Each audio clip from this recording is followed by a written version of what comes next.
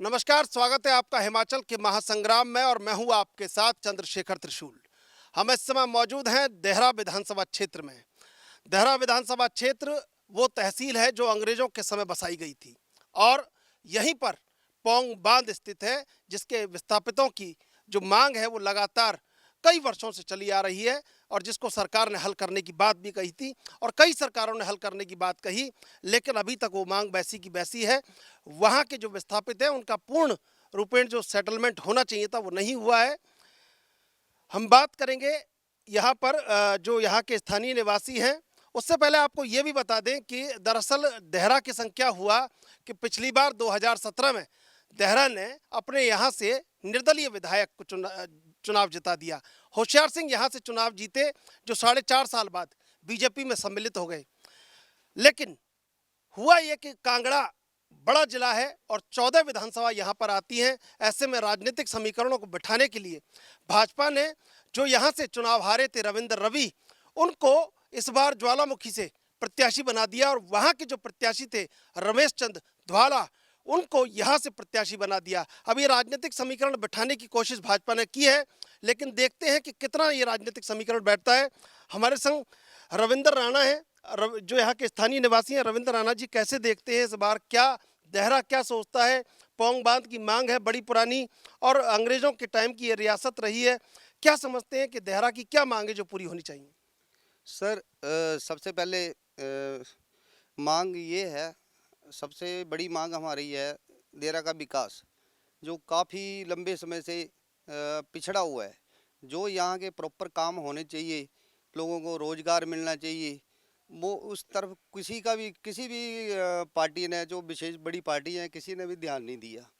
सबसे पहले जैसे आपने पोंग बांध का मुद्दा उठाया, तो उसके लिए जैसे पोंग बांध में जब 1973 में पोंग बांध बना, तो सॉरी बांध बना, तो उसमें काफ़ी परिवार को शिफ्ट होना पड़ा, अपनी जन्मभूमि छोड़नी पड़ी, उन्होंने कुर्बानियाँ दी अपनी ज़मीनें।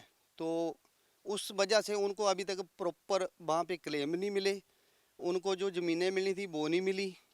तो ये भी हमारा एक मुद्दा है। और सबसे बड़ी बात ये है, पहले कुछ टाइम जो ये डैम है, कुछ टाइम के लिए पानी आता है, बरसात में पानी आ जाता है, फुल हो जाता है।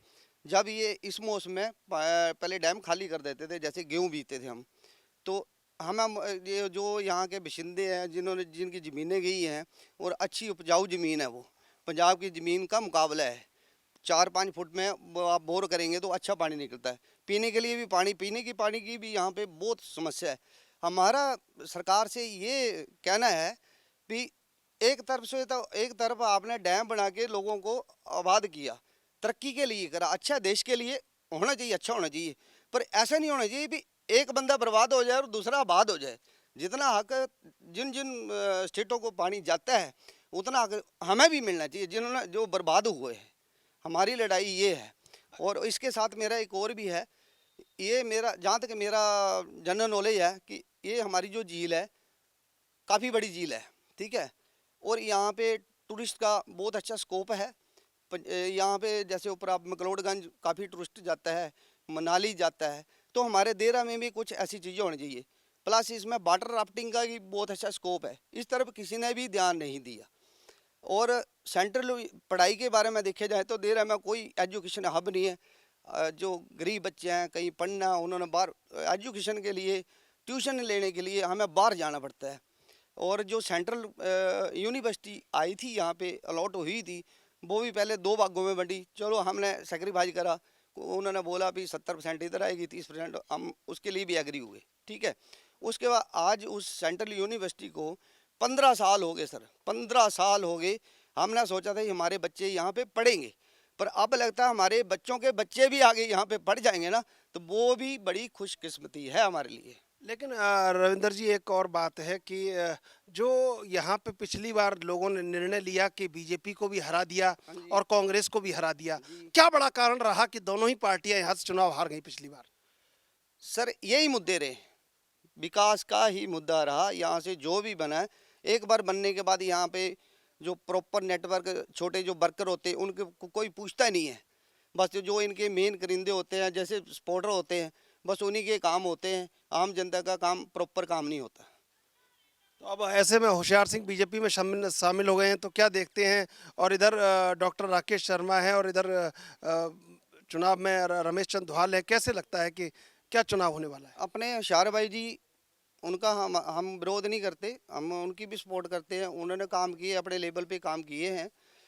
तो एक्चुअली ऐसे हुआ है जैसे उन्होंने बीजेपी ज्वाइन करी, बीजेपी ने वादा किया होगा उनको भी हम टिकट दे देंगे आपको, पर प्रॉपर उनको टिकट मिला नहीं। इस वजह से वो आज़ाद इलेक्शन लड़ रहे हैं।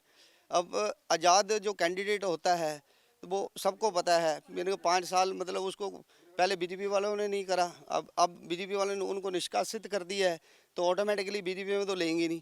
वो तो कांग्रेस में उन्होंने जाना नहीं, अगर कांग्रेस में जाएंगे तो ऑटोमेटिकली हमारे पास डॉक्टर राजेश जी बैठे हुए हैं यहाँ पे। तो ठीक है, तो डॉक्टर जी के साथ हम इसलिए जुड़े हैं क्योंकि उन्होंने हमारे साथ काफ़ी वादे किए हुए हैं। ठीक है, कहीं न कहीं जो स्थानीय निवासी हैं वो पूरी तरीके से जो एक संभावना ये नज़र आती है कि आम आदमी पार्टी मैदान में कूदी, और यही एक ऐसी सीट है जहां पर कहीं न कहीं जो दोनों दल है उसको नकार दिया गया। पौंग बांध से लेकर तमाम स्थानीय मुद्दे हैं। अब देखना ये होगा कि जनता इस बार किसका दामन थामती है। कैमरा पर्सन संदीप सिंह के साथ मैं चंद्रशेखर, देहरा विधानसभा।